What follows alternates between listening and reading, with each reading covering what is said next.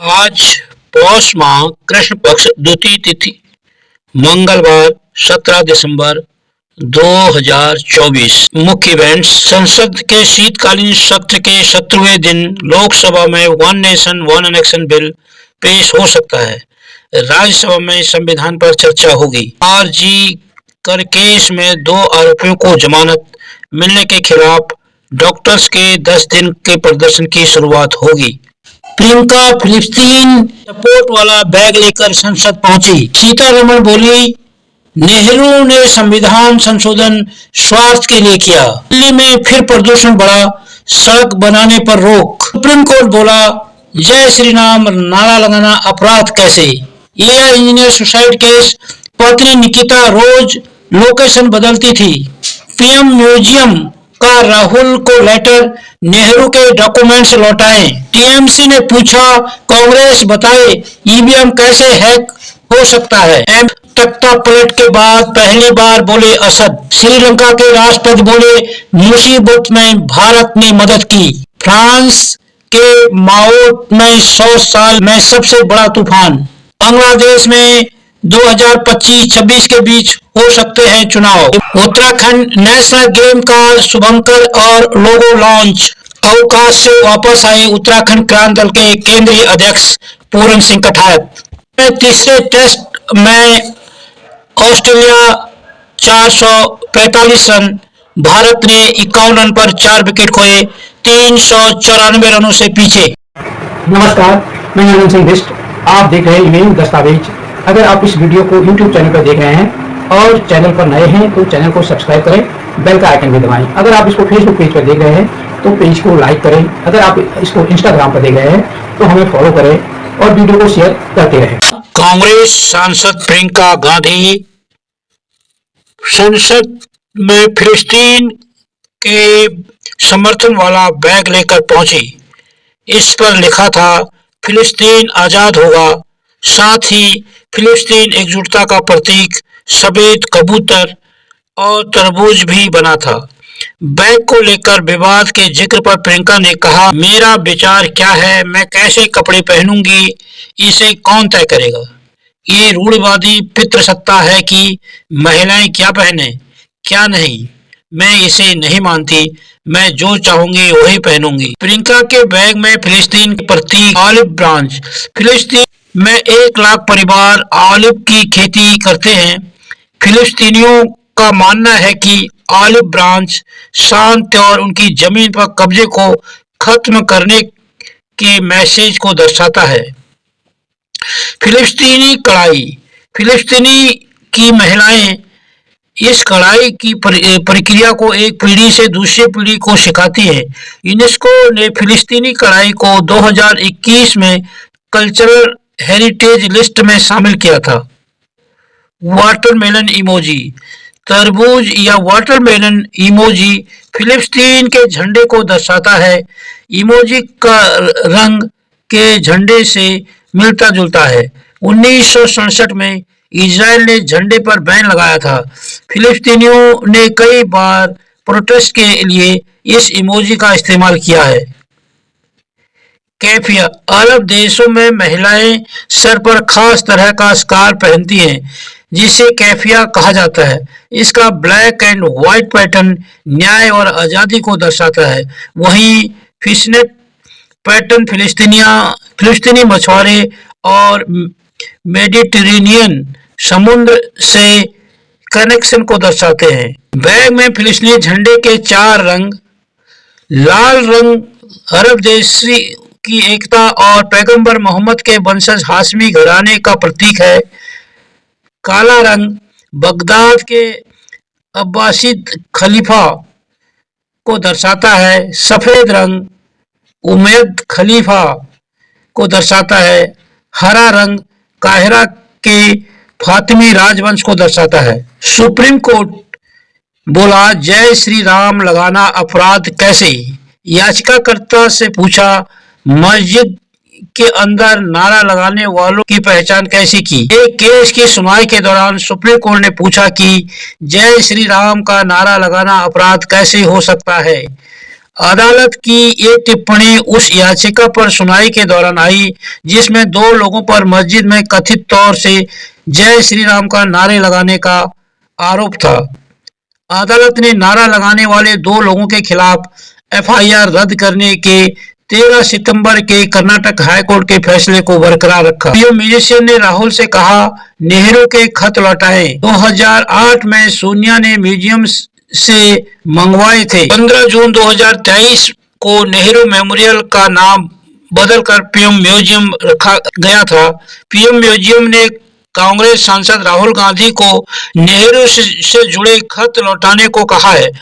प्रधानमंत्री म्यूजियम के सदस्य रिजवान कादरी के मुताबिक यूपीए कार्यकाल के दौरान 51 बक्सों में नेहरू के पर्सनल लेटर सोनिया गांधी के पास पहुंचाए गए थे।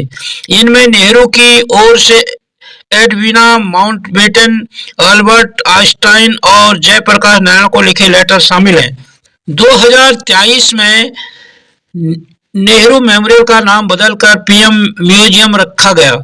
दिल्ली के 3 मूर्ति मार्ग पर 15,600 स्क्वायर मीटर में 306 करोड़ की लागत से बना प्रधानमंत्री संग्रहालय देश के प्रधानमंत्रियों के नाम है। पहले इसका नाम Nehru memorial museum and library था। 15 जून 2023 को नाम बदलकर प्रधानमंत्री म्यूजियम और लाइब्रेरी सोसाइटी कर दिया गया। गाबा टेस्ट, बारिश के कारण तीसरे दिन 33 ओवर ही हुए। भारत पहली पारी में 51 पर 4, ऑस्ट्रेलिया 394 से आगे। भारत और ऑस्ट्रेलिया के बीच चल रहे वार्नर गावस्कर ट्रॉफी के तीसरे टेस्ट का तीसरा दिन बारिश के नाम रहा। ब्रिस्बेन के द गावा मैदान में 33 ओवर ही डाले जा सके। स्टम्प्स तक भारत की पहली पारी में 4 विकेट पर 51 रन बनाए। केएल राहुल 33 रन और कप्तान रोहित शर्मा 0 पर नाबाद लौटे। टी ब्रेक से पहले ऋषभ पंत 9 रन और विराट कोहली 3 रन बनाकर पबनी लौटे। यशस्वी जायसवाल 4 रन और शुभमन गिल 1 रन को मिचेल स्टार्क्स ने आउट किया था। ऑस्ट्रेलिया अपनी पहली पारी में 445 रन पर ऑल आउट हो गई थी। टीम ने 40 रन बनाने में आखिरी 3 विकेट गंवा दिए। एलेक्स कैरी 17 रन बनाकर आउट हुए। जसप्रीत बुमराह ने 6 विकेट लिए। श्रीलंकाई राष्ट्रपति बोले, भारत ने मुसीबत में मदद की, अपनी जमीन का भारत के खिलाफ इस्तेमाल नहीं होने दूंगा। अपने पहले विदेश दौरे पर भारत पहुंचे श्रीलंकाई राष्ट्रपति अनुरा कुमार दिसानायके ने प्रधानमंत्री मोदी से मुलाकात की। दिसानायके ने कहा, हमने 2 साल पहले बड़े आर्थिक संकट का सामना किया था। भारत ने हमें उस दलदल से बाहर निकालने में बहुत मदद की थी। हम अपने देश की जमीन का इस्तेमाल भारत के खिलाफ नहीं होने देंगे। वहीं पीएम मोदी ने कहा, हमने अपनी साझेदारी के लिए एक फ्यूचरिस्टिक विजन अपनाया है। भारत श्रीलंका के बीच किन मुद्दों पर चर्चा हुई? भारत श्रीलंका के यूनिक आइडेंटिफिकेशन प्रोजेक्ट का समर्थन करने के लिए राजी हुआ है। श्रीलंका में भी भारत के आधार कार्ड की तरह डिजिटल आईडी बनेगी। इसके अलावा भारत उत्तरी श्रीलंका में एक एयरपोर्ट के लिए आर्थिक मदद देगा। दोनों देशों के बीच संपूर्ण सोलर एनर्जी प्रोजेक्ट और श्रीलंका में रेलवे कनेक्टिविटी बढ़ाने पर चर्चा हुई। सीरिया में तख्तापलट के बाद पहली बार बोले असद, मैंने अपने लोगों को धोखा नहीं दिया, लड़ना चाहता था, मजबूरी में देश छोड़ना। सीरिया में सुन्नी विद्रोहियों ने 8 दिसंबर को राजधानी दमिश्क पर कब्जा कर लिया। इससे ठीक पहले राष्ट्रपति बशर अल असद देश छोड़कर रूस भाग गए। इस घटना के बाद से पहली बार उनका बयान आया। उन्होंने सोशल मीडिया पर कहा कि वो कभी भी सीरिया नहीं छोड़ना चाहते थे, वे दुश्मनों से लड़ना चाहते थे, लेकिन ड्रोन हमले शुरू होने के बाद रूसी सेना ने उन्हें वहां से निकाल लिया। जैसा दावा किया जाता है कि मेरा देश छोड़कर रूस में बसना पहले से ही तय था, इसमें कोई सच्चाई नहीं है। यह अचानक हुआ। मैं 8 दिसंबर की सुबह तक अपनी जिम्मेदारी निभाता रहा। असद ने कहा कि उन्होंने किसी को धोखा नहीं दिया है।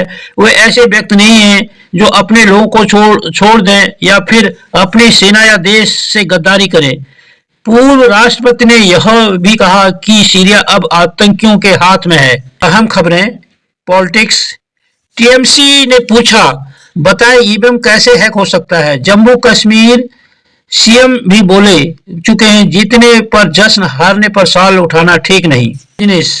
अंबानी और अडानी इलीट सेंटी-बिलियनियर क्लब से बाहर, दोनों की नेटवर्थ इस साल $100 बिलियन से नीचे पहुंची। दिल्ली फिर प्रदूषण बढ़ा, सड़क बनाने पर रोक, बड़े रिपेयरिंग के काम भी नहीं होंगे, 5वीं तक के क्लास हाइब्रिड मोड में चलेंगे। एआई इंजीनियर सुसाइड केस, रोज लोकेशन बदलती थी पत्नी निकिता, पुलिस ट्रैक न कर पाई इसलिए व्हाट्सएप कॉल करती थी, एक फोन कॉल से पकड़ी गई। नेशनल, नवंबर में थोक महंगाई घटकर 1.89% पर आई, खाने पीने की चीजों की कीमतें कम होने से कम हुई, अक्टूबर में 2.36 थी। राजस्थान, पोस्टर में पायलट का फोटो नहीं होने पर विवाद, सचिन समर्थकों से डोटासरा बोले बीजेपी का काम मत कीजिए, हम राष्ट्रीय महासचिव के विरोधी नहीं। इंटरनेशनल, बांग्लादेश में 2025-26 के बीच हो सकते हैं चुनाव, संविधान से लेकर न्यायपालिका में बदलाव होंगे, आजादी के सेलिब्रेशन पर यूनुस का ऐलान। बयान जो चर्चा में रहे, कांग्रेस पार्टी परिवार और वंशवाद की मदद करने के लिए बेसब्री से संविधान में संशोधन करती रही, ये सत्ता में बैठे लोगों की रक्षा के लिए काम किया था। निर्मला सीतारमण, केंद्रीय वित्त मंत्री। जवाब में, जो लोग तिरंगे, अशोक चक्र और संविधान से नफरत करते थे, वे आज शिक्षा दे रहे हैं। संविधान मनुस्मृति पर आधारित नहीं है, इसलिए आरएसएस का विरोध करता है। मल्लिकार्जुन खड़गे। फोटो जो खुद खबर है, हिंद महासागर के द्वीप माओट में आए चिड़ो चक्रवात ने भारी तबाही मचाई है, इसमें 1000 लोगों के मारे जाने की खबर है।